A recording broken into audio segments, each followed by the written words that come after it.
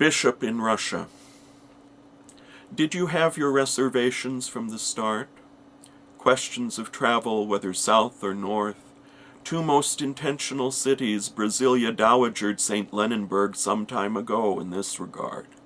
And two rivers, one where almost no one rows, the other where, when blessing the fleet, ice stork priests stand, the jetty droning good Samaritan death, were, you wagered, all too close to being in fine straits, the sort of stark places Finland or Newfoundland inland looks pretty trist, like Nova Scotia on the way over to, but utterly beautiful on the way back from.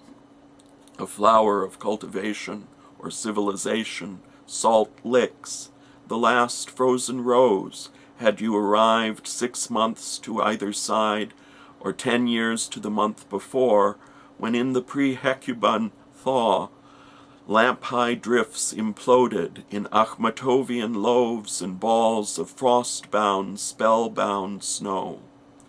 Mandelstam, floundering on its cadaverous macadam sidewalks, called it Petropolis, transparent, green, the city where that "we will bury you" referred not to Nikita in the West, but to an erstwhile lover and the sun.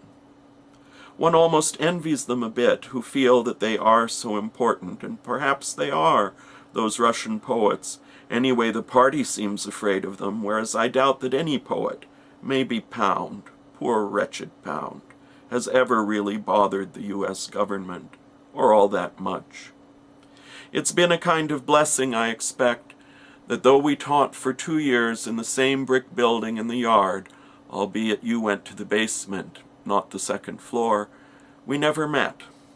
Imagine my chagrin if you'd suspected I might be the John you'd gotten such perturbing letters from.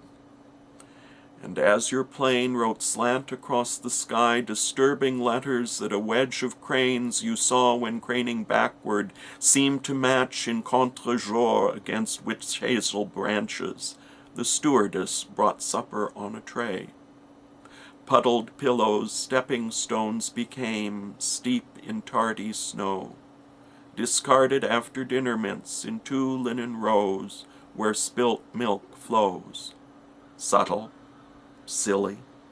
Who knows to what laughable lengths we'll go to make a point?